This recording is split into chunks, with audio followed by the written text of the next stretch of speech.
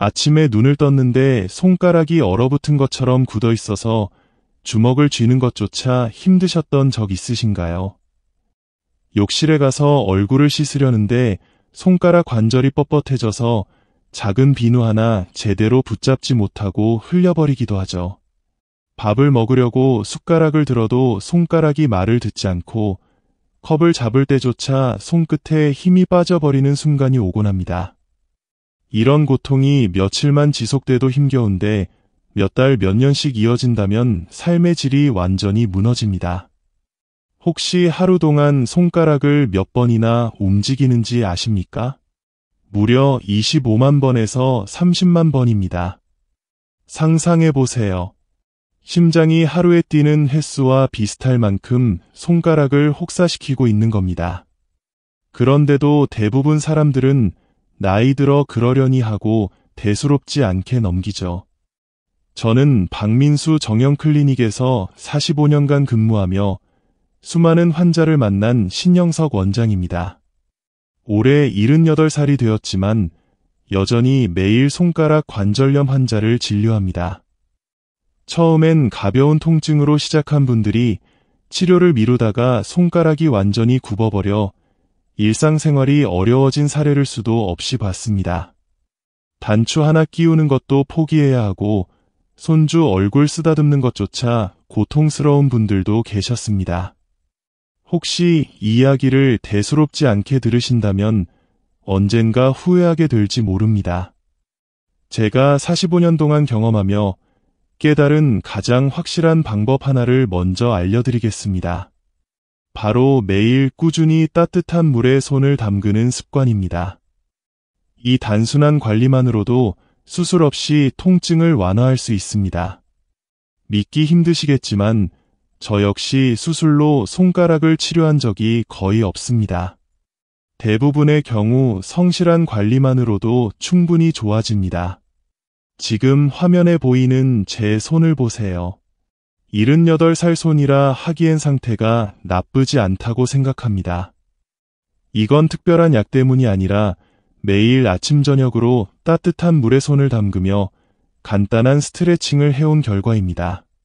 그런 건 효과 없을 거다 하고 비웃는 분들도 있지만 저는 거짓으로 희망을 주지 않습니다. 오히려 이 방법으로 고통에서 벗어난 분들이 더 많았습니다.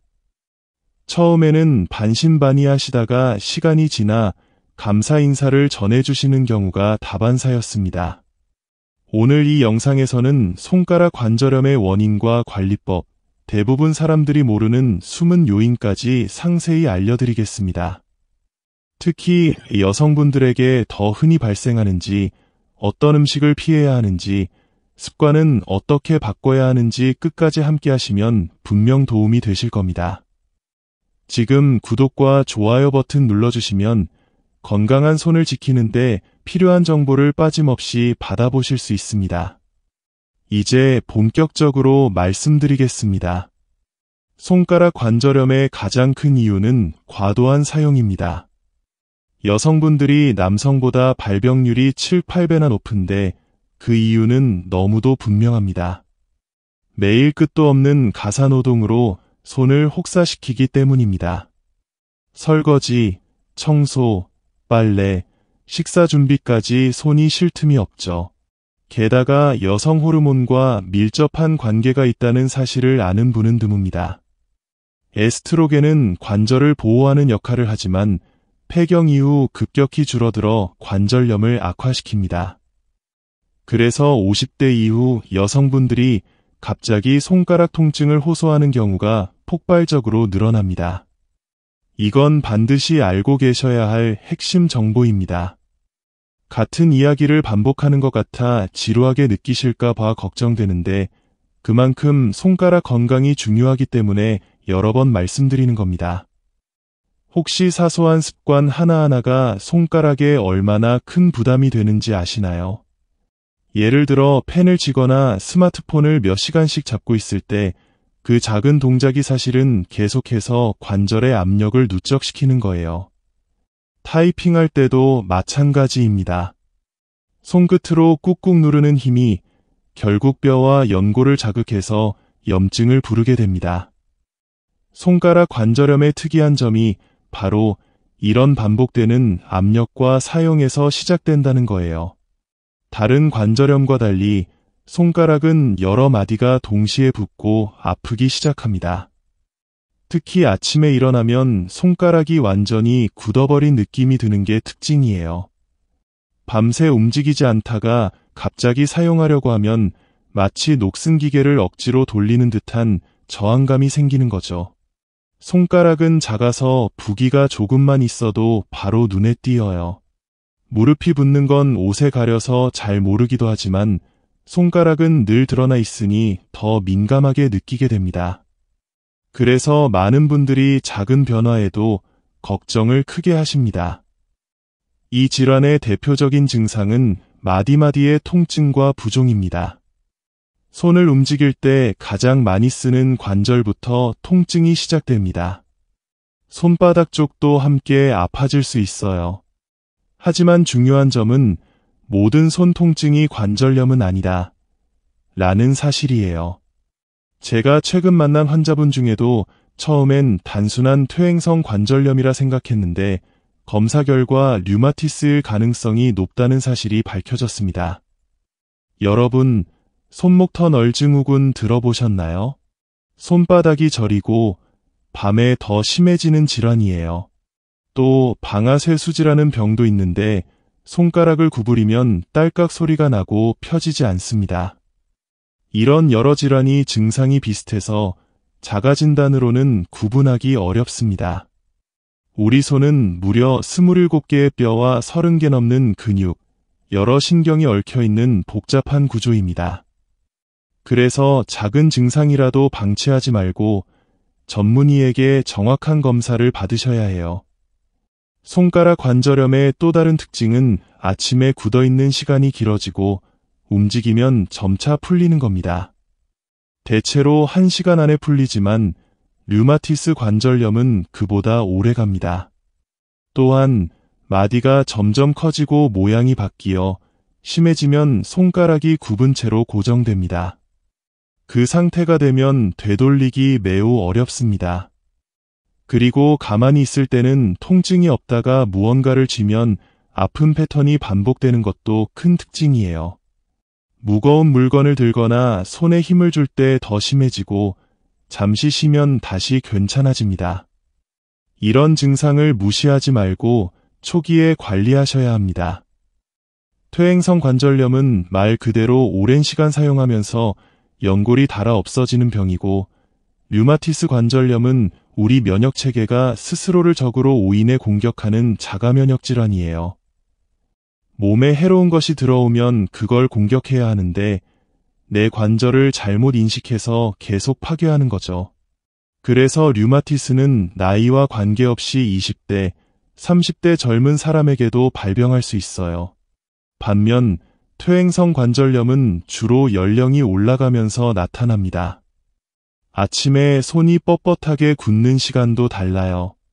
류마티스는 1시간 이상 지속되고 퇴행성은 30분 정도면 풀립니다. 또 류마티스 관절염은 양쪽 손에 대칭적으로 발생하는데 예를 들어 오른손 넷째 손가락이 아프면 왼손도 똑같이 아픈 거죠. 하지만 퇴행성은 한쪽만 아플 수 있습니다. 정확한 진단을 위해 피검사도 필요해요. 류마티스 인자나 항시CP 항체를 검사하면 구분할 수 있습니다. 왜 이렇게 구별이 중요하냐면 치료법이 전혀 다르기 때문이에요. 류마티스 관절염은 강력한 면역 억제제나 항류마티스제를 사용해야 하고 방치하면 관절이 완전히 변형되어 기능을 잃어버립니다. 그래서 절대로 스스로 판단하지 마시고 전문의에게 검사를 받아야 합니다. 이제 손관절 건강에 도움이 되는 음식 이야기를 해볼게요. 많은 분이 이런 정보를 모르고 계속 증상을 악화시키세요. 오늘 들으시는 내용은 평생 두고 도움이 될 거예요. 먼저 오메가3가 풍부한 고등어, 연어, 정어리 같은 생선을 주 3회 이상 드세요. 이 지방산이 염증을 줄여주고 통증 완화에 큰 도움이 됩니다. 비타민C가 풍부한 과일도 필수예요. 오렌지, 자몽, 키위 등이 관절 연골을 보호해줍니다. 브로콜리는 특히 항산화 물질이 풍부해서 하루 한 번씩 꼭 드시라고 권해요.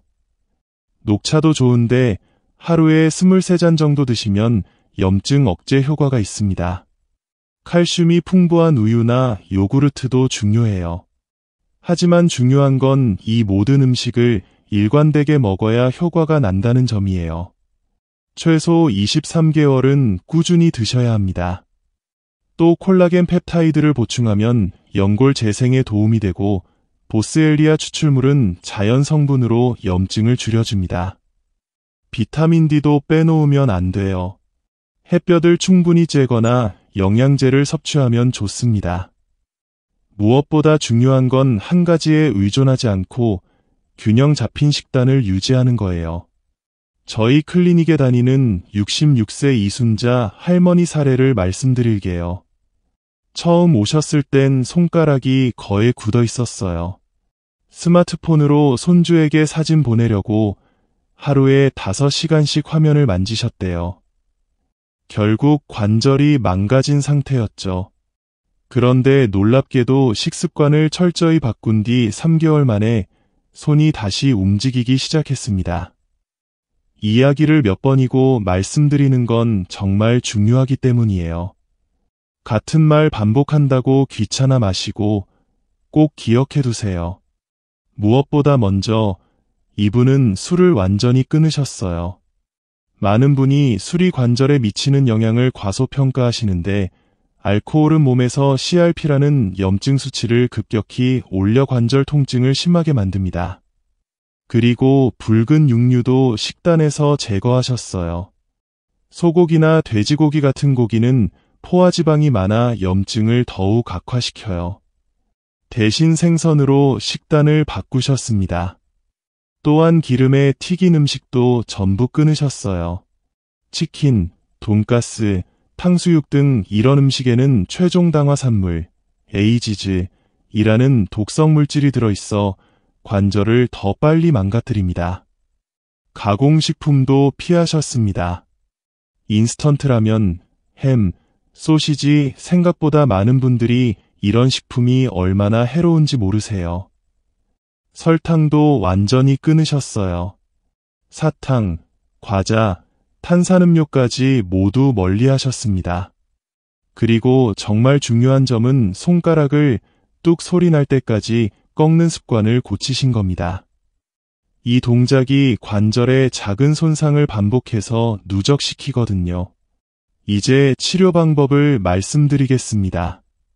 기본이 되는 건 약물요법이에요.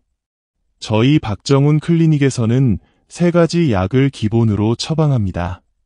통증을 줄이는 진통제, 염증을 완화하는 소염제, 이장을 보호하는 약, 왜 소화제를 함께 드리냐고요? 소염제가 위를 자극해서 속쓰림을 일으키기 쉽기 때문이에요. 저는 처음부터 센 약을 쓰지 않습니다. 과거에 한번 강한 진통제를 드린 적이 있었는데 환자분이 어지럽다고 하셔서 그 뒤로는 약한 약부터 단계적으로 조절해요. 급성기 이후에는 연골 보호제를 사용해 관절 손상을 막고 혈액순환을 돕는 약도 같이 드립니다. 그런데 무엇보다 중요한 건 따뜻한 물 치료입니다. 아침 저녁으로 10분씩 손을 따뜻한 물에 담그는 것만으로도 증상이 크게 좋아집니다. 따뜻한 물이 혈관을 확장시켜 혈류를 활발하게 하고 관절이 부드럽게 움직이게 도와줘요. 조격기를 꼭 사야 하냐고 묻는 분들이 계신데 전혀 필요 없습니다. 세면대에 뜨거운 물을 받아서 간단히 하시면 됩니다. 아침에 세수할 때 1번, 잠자기 전 1번 이렇게 2번이면 충분합니다.